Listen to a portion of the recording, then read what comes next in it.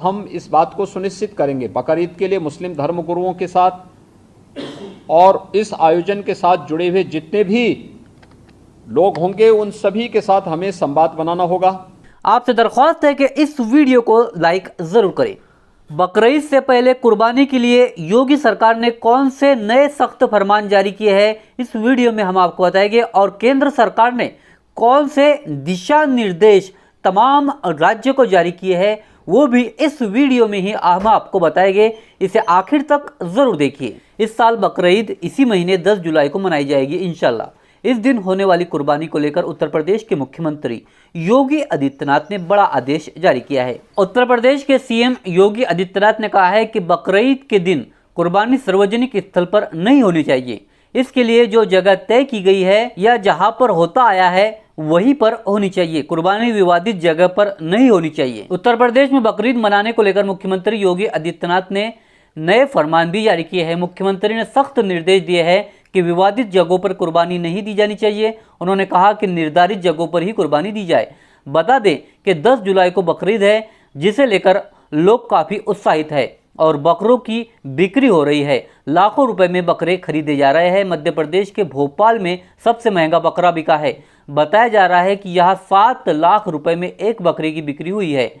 इसी बीच मुख्यमंत्री ने बड़ा फरमान जारी किया है।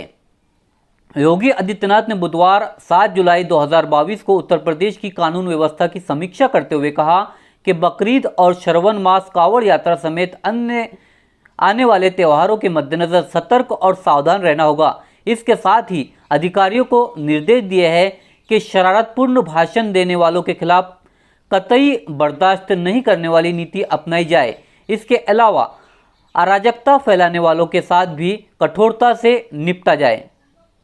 मुख्यमंत्री योगी आदित्यनाथ ने कहा कि यह सुनिश्चित करे कि जहां कुर्बानी दी जा रही है वो कोई सार्वजनिक स्थल नहीं हो। उन्होंने वीडियो कॉन्फ्रेंसिंग के जरिए अधिकारियों से बात करते हुए कहा कुर्बानी के बाद वहां जो भी सॉलिड वेस्ट पड़ा हो उसके निस्तारण की भी व्यवस्था की जाए, चाहे वो आयोजक करे या नगर निकाय या पंचायत विभाग से जुड़े हुए लोग।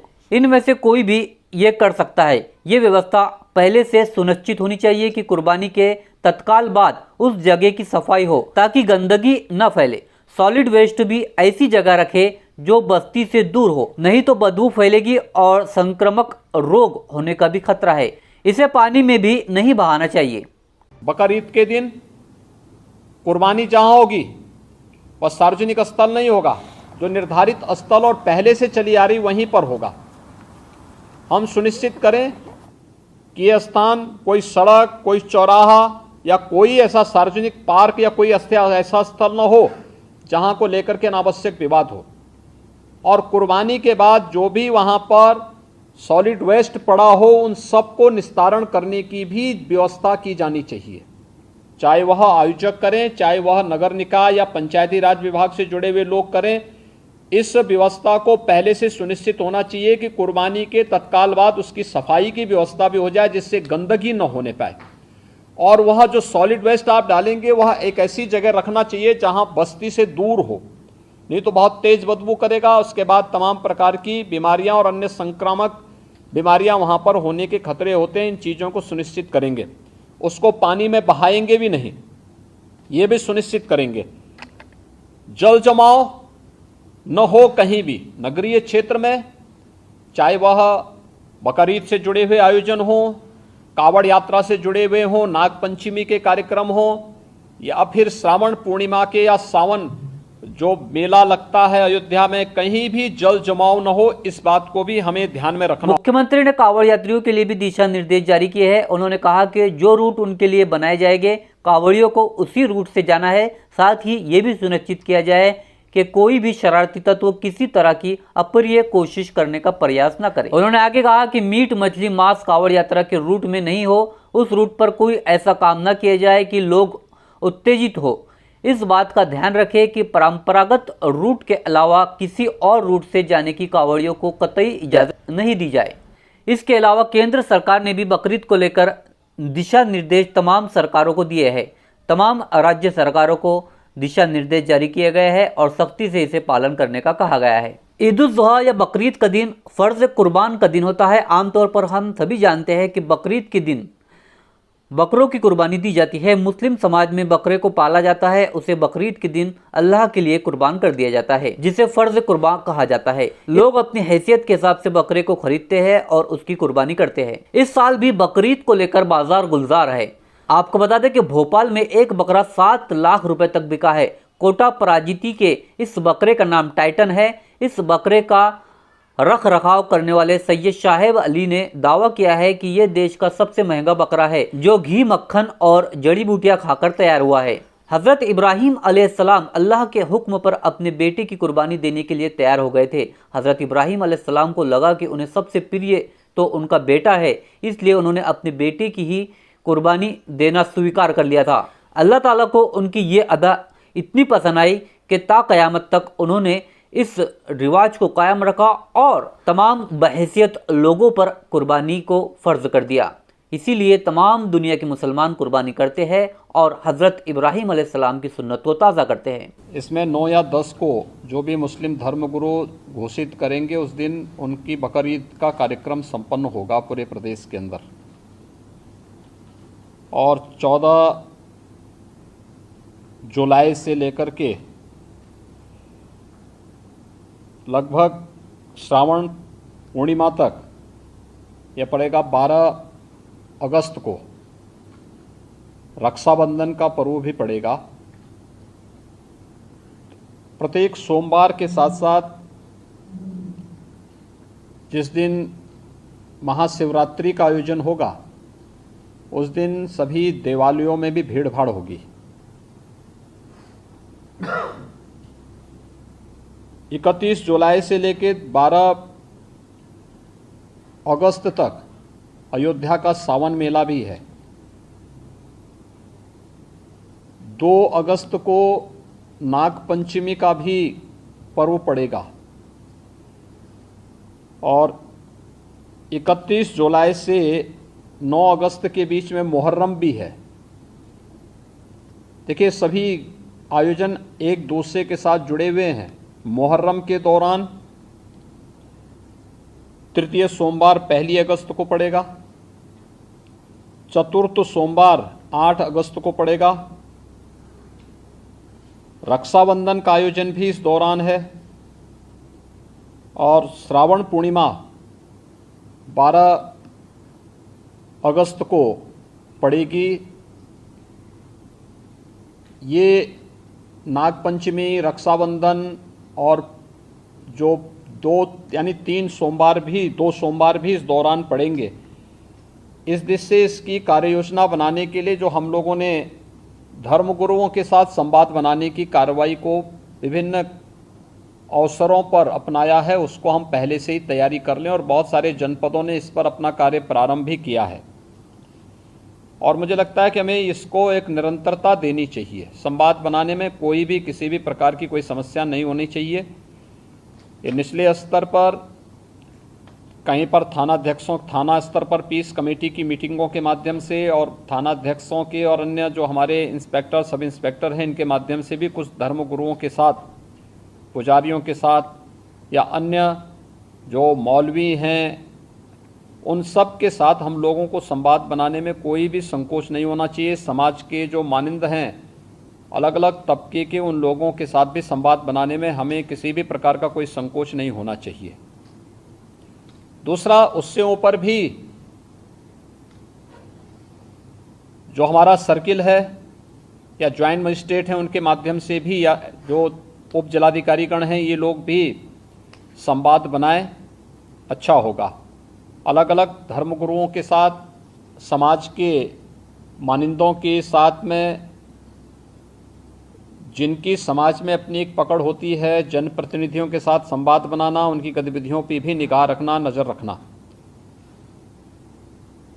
ऐसे ही जो एडिशनल एसपी और एडीएम स्तर के अधिकारी हैं, वे लोग भी अपने इस कार्यक्रम को करें और जनपद स्तर पर जिलाधिकारी और पुलिस अधीक्षकों आप भी कुर्बानी के वक्त सरकार संवाद के इस नियमों का कार्यक्रम को पालन करे, आगे बढ़ाना गंदगी को होगा। ना फैलाए और यह ऐसी जगहों पर ही सुनिश्चित कुर्बानी करें, करे क्योंकि ये जहां सारे पर कार्यक्रम सरकार ने पड़ेंगे आदेश और दिए 15 है अगस्त को स्लेटर स्वतंत्रता हाउस में दिवस कुर्बानी का करे, कार्यक्रम भी होगा, जो सार्वजनिक जगहों पर क्योंकि कुर्बानी ना अमृत करे महोत्सव है और आजादी का। गंदगी को इस अवसर पर एक गड़ा कुछ विशेष बनाकर आयोजन होंगे, उसी में दफन करे उन और आयोजनों के साथ बदबू वगैरह को फैलने पूरा ना दे प्रदेश जुड़ेगा। और दूसरों को तकलीफ ना तो हो जितने भी ऐसे काम ऐसे ना तत्व करे हैं जो एंटी सोशल और हैं, दूसरों को एंटी तकलीफ हो नेशनल हैं, ऐसे वे काम कुछ ना न करे। कुछ गड़बड़ी आपसे करने का दरख्वास्त है कि प्रयास हमारे इस करेंगे, वीडियो को अपने माहौल को दोस्तों खराब के करने का साथ भी प्रयास जरूर शेयर करेंगे। करें। इसलिए सतर्कता और सावधानी, इसके लिए संवाद हमारा महत्वपूर्ण है और संवाद के माध्यम से इसके समाधान का रास्ता निकालना, इसकी समीक्षा रेंज स्तर पर, कमिश्नरी स्तर पर, जोन स्तर पर निरंतर होती रहे।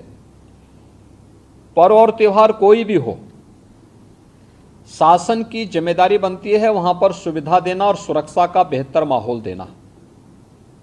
कोई भी पर्व और त्योहार हो परंपरागत तरीके से हो, परंपरा से हटकर कुछ भी हम न होने दें। आयोजकों के नाम नोट करें, आयोजकों से हम लोग एप्लीकेशन जरूर लें और उनसे सुनिश्चित जरूर कराएं। हमने गृह विभाग को भी मैंने एक परफॉर्मा उपलब्ध करवाया था कि उसे हर एक जनपद में उपलब्ध कराएं और उसी के माध्यम से अनुमति भी सुनिश्चित कराएं। शर्तें जोड़िए उसमें कि वह कहीं भी शांति को भंग करने वाली व्यवस्था, कोई भी ऐसा बयान नहीं देंगे, कोई भी ऐसा कार्य नहीं करेंगे जिससे शांति व्यवस्था भंग होती हो या किसी जाति, मत, मजहब, वर्ग, संप्रदाय या किसी भी अन्य उसकी भावनाएं आहत होती हैं, कोई भी इस प्रकार की बयानबाजी न हो। इस पर ध्यान देने के लिए हमें जहां व्यवस्था बनानी पड़ेगी वहीं साथ ही साथ हम इस बात को सुनिश्चित करेंगे बकरीद के लिए मुस्लिम धर्मगुरुओं के साथ और इस आयोजन के साथ जुड़े हुए जितने भी लोग होंगे उन सभी के साथ हमें संवाद बनाना होगा। कावड़ यात्रा के लिए भी हमें कावड़ संघों के साथ, कावड़ संघ हैं बने हुए हर एक जगह, उनसे भी संवाद बनाना पड़ेगा। अगर हम उसी स्तर पर संवाद बनाएंगे तो बाद में जब ये भीड़ इकट्ठी होती है तो उस समय समस्या नहीं खड़ी होती है, तब ये कार्यक्रम एक रूटीन का हिस्सा बन जाता है, फिर उसमें कोई समस्या पैदा नहीं होती है। इसलिए उन सभी चीज़ों को हमें पहले से ही एक संवाद बनाकर करना होगा।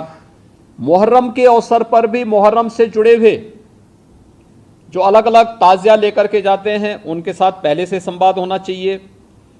कहीं भी कावड़ यात्रियों का और मुहर्रम के जुलूस आपस में टकराने की नौबत ना आने पाए, इसके लिए पहले से रूट तैयार कर लेना, पहले से सुनिश्चित करना कि किसी की भावनाएं आहत भी न हो और दोनों कार्यक्रम संपन्न हो जाएं, परंपरा का उल्लंघन भी कहीं न हो, इस बात को सुनिश्चित करेंगे और इस पर हम लोग पहले से ही ध्यान देंगे जिससे कहीं भी कोई बात न हो। दूसरा, नगर विकास के द्वारा और पंचायती राज विभाग के द्वारा स्वच्छता को, सैनिटाइजेशन को जहां प्राथमिकता के आधार पर आगे बढ़ाना होगा, वैसे भी संचारी रोग नियंत्रण का एक कार्यक्रम 1 जुलाई से चल रहा है। स्वच्छता, सैनिटाइजेशन उसका प्रमुख पार्ट है। इसको हम विशेष रूप से एक अभियान के रूप में लें। बकरीद के दिन कुर्बानी जहां होगी वह सार्वजनिक स्थल नहीं होगा, जो निर्धारित स्थल और पहले से चली आ रही वहीं पर होगा। हम सुनिश्चित करें कि यह स्थान कोई सड़क, कोई चौराहा या कोई ऐसा सार्वजनिक पार्क या कोई ऐसा स्थल न हो जहां को लेकर के अनावश्यक विवाद हो। और कुर्बानी के बाद जो भी वहां पर सॉलिड वेस्ट पड़ा हो उन सबको निस्तारण करने की भी व्यवस्था की जानी चाहिए, चाहे वह आयोजक करें, चाहे वह नगर निकाय या पंचायती राज विभाग से जुड़े हुए लोग करें। इस व्यवस्था को पहले से सुनिश्चित होना चाहिए कि कुर्बानी के तत्काल बाद उसकी सफाई की व्यवस्था भी हो जाए जिससे गंदगी न होने पाए। और वह जो सॉलिड वेस्ट आप डालेंगे वह एक ऐसी जगह रखना चाहिए जहां बस्ती से दूर हो, नहीं तो बहुत तेज बदबू करेगा। उसके बाद तमाम प्रकार की बीमारियां और अन्य संक्रामक बीमारियां वहां पर होने के खतरे होते हैं। इन चीज़ों को सुनिश्चित करेंगे। उसको पानी में बहाएंगे भी नहीं, ये भी सुनिश्चित करेंगे।